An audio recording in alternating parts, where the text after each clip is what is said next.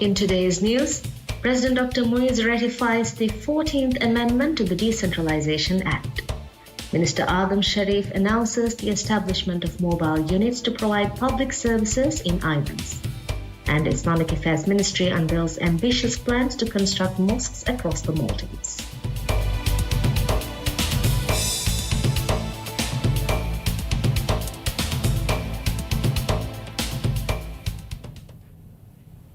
Bismillah ar-Rahman ar-Rahim. Assalamu alaikum. Welcome to News. I'm Yusuf bin Muhammad.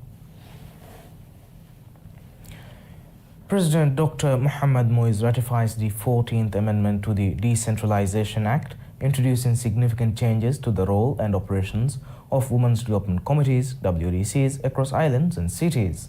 The amendment proposed by the government was passed during the sixth sitting of the first session of the 2025 parliamentary term on Tuesday, February 18, 2025. It aims to strengthen and clarify the responsibilities of WDCs, enhance their operational measures, and establish structured mechanisms for administrative support. One of the key provisions addresses funding challenges by introducing clear, structured procedures for allocating government grants to local councils. It also sets definitive guidelines for how WDCs should manage and utilize these funds.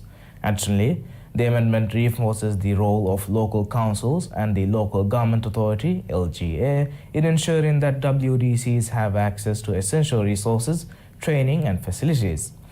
A notable addition to the law is the introduction of Ramadan allowances for committee members. Any WDC member who does not receive a Ramadan allowance under another law will now be entitled to 3,000 rupiah before the start of each Ramadan month. In addition to these key revisions, the amendment tackles various implementation challenges that have emerged under the current law.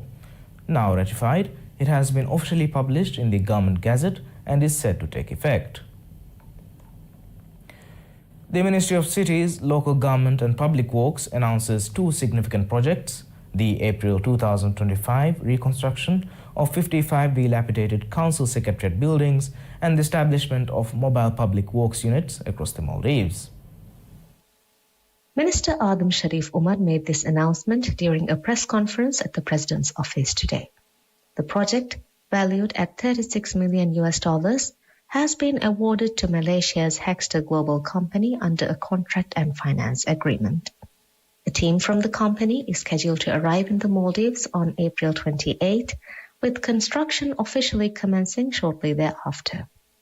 Minister Sharif explained that the initiative was prompted by President Dr. Mohamed Muiz's island visits, where he personally observed council buildings in severely deteriorated conditions with significant space constraints. According to Minister Sharif, President Dr. Muiz observed buildings nearly collapsing, structures originally designed as two-bedroom houses with sitting rooms for magistrates and clerks during former President Ma'mun's administration. He noted that these same buildings now must accommodate 5 to 7 councillors plus administrative staff, creating a severe administrative and space constraint. The project plan includes the construction of 23 two-story council offices with limited demolition work required at select locations. The ministry is targeting completion of all 55 council office reconstructions within 2.5 years, as outlined in the project plan. Additionally, arrangements have been made to construct offices for 50 more councils through Public Sector Investment Programme (PSIP) projects, with work expected to begin soon. In parallel developments, Minister Sharif announced that the ministry is establishing 2 specialized mobile units to provide public work services throughout the islands. This initiative aims to address the financial limitations of island councils in delivering essential public services. Minister Sharif indicated that with councils lacking sufficient resources, they are developing 2 mobile units for this purpose. He mentioned that the President's office has directed him to proceed with this work in consultation with the Ministry of Finance. Documents for this project have been submitted to the Ministry of Finance for planning and approval. Minister Sharif acknowledged the efforts of councils that have been taking initiative in providing public work services and assured they would receive all possible government support, including a new system for customs duty exemption. The government has set an ambitious goal to introduce public work services in 15 atolls throughout the Maldives this year, with work already underway to establish public works units in 7 regions across the country. President Dr. Mohammad Moiz expresses his warm greetings and best wishes to Singapore's President Tharman Shanmugaratnam, Prime Minister Lawrence Wong, as well as the government and people of Singapore, as the Maldives and Singapore mark 50 years of formal diplomatic relations. On a social media post on X, President Dr. Moiz acknowledged the enduring friendship between the two nations and highlighted the strong partnership that has developed over the past 5 decades, characterized by economic collaboration, diplomatic engagement, and people-to-people connections. This milestone commemorates a half-century of cooperation and mutual respect, reflecting the commitment of both countries to strengthening ties and fostering continued progress. Over the past 5 decades, bilateral relations have expanded across multiple sectors. Singapore has remained a key trading partner for the Maldives, with economic collaboration playing a central role in strengthening ties. Trade, investment, and business engagements, particularly in tourism, construction, and infrastructure, have contributed to the economic development of both nations. President Dr. Moiz expressed his hope that the Maldives and Singapore would continue to build on their achievements and strengthen their partnership. He emphasized the importance of maintaining the positive trajectory of bilateral ties for the mutual benefit of both countries and their people. Highlighting the foundation of trust and collaboration, he reaffirmed the commitment to enhance diplomatic engagement, economic growth, and sustained prosperity in the years ahead. The Ministry of Islamic Affairs unveils ambitious plans to construct mosques across the Maldives through both government-funded and community-driven initiatives. In a statement shared on Facebook, Islamic Minister Dr. Muhammad Shahim Ali Saeed proposed a community-funded initiative to build mosques with a capacity of 300 people. He detailed that if 6,000 donors each contributed 1,000 rupiah, the necessary 6 million rupiah could be raised efficiently. The initiative is aimed at addressing the urgent need for places of worship across 42 islands and is expected to be launched during the upcoming Ramadan.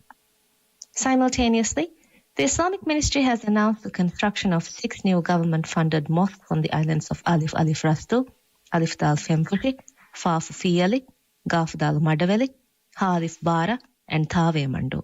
These modern mosques will be equipped with solar power, air conditioning, and dedicated classrooms for Quran studies, ensuring they cater to both worshippers and students of religious education. The construction is set to commence after Ramadan. The government is currently overseeing 41 projects with an additional 12 funded by private donors. Minister Dr. Shahim emphasized that while the government remains committed to mosque development, the participation of individuals and private organizations in mosque construction could further accelerate the initiative. He welcomed contributions from wealthy donors and assured that the ministry would facilitate their efforts. Furthermore, the newly planned mosques will range in capacity from 300 to 700 people and will reflect Maldivian heritage in their architectural design as prepared by Rian Private Limited. With these initiatives, the Maldives is set to see a significant increase in its religious infrastructure, fostering greater community engagement in the development of worship spaces. Minister of Higher Education, Labour and Skills Development, Dr. Ali Haidar Ahmad, highlights social justice as the bedrock of a peaceful and prosperous society.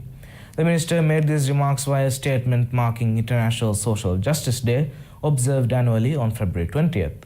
In his address, the minister emphasized social justice as the bedrock of a peaceful and prosperous society. He asserted that society must stand up against discrimination, overcome challenges to opportunities, and help establish a system where every citizen is heard and valued. The minister outlined key areas vital to achieving social justice, including ensuring occupational health and safety, promoting gender equality, encouraging societal participation, and fostering employment opportunities. He highlighted the Maldivian government's commitment to protecting workers' rights through the effective implementation of the Occupational Safety and Health Act, while simultaneously developing the skills and capabilities of Maldivian youth to meet the demand of a rapidly evolving world. The minister further emphasized the administration's dedication to empowering marginalized communities, advancing sustainable development, and enhancing community resilience to the impacts of climate change. In 2024, the Maldives joined the Global Coalition for Social Justice, an initiative launched by the International Labour Organization in 2023. The minister noted that this membership underscores the administration's commitment to eliminating discrimination. We'll be back after a short break.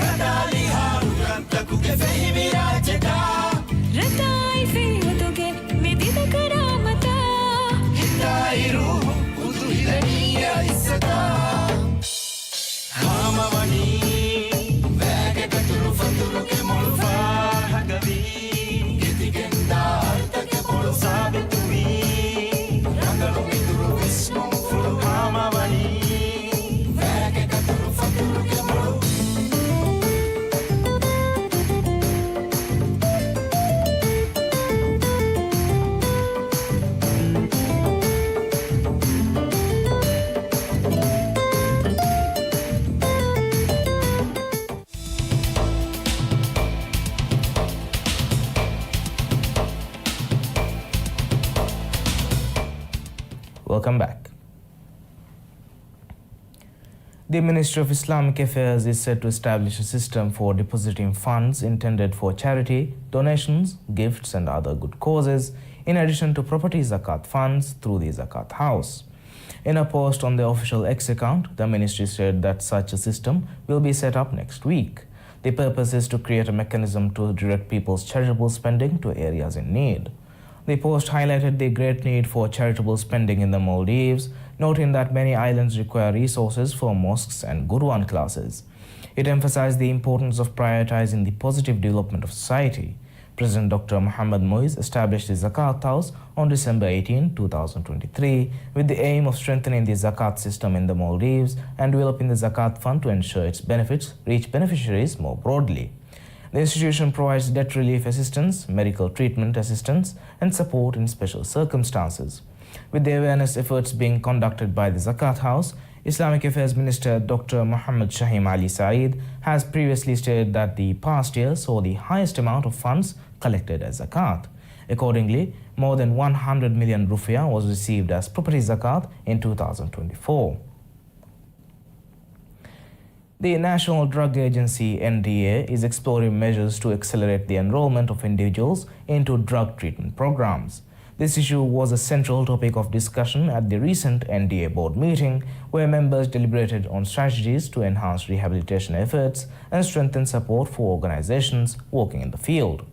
One of the key areas of focus was the collaborations with NGOs operating in the field. Their vital role in addressing addiction, the board considered ways to increase institutional support and foster greater collaboration to enhance the effectiveness of the initiatives. Additionally, discussions were held on expediting the resolution of cases related to drug treatment.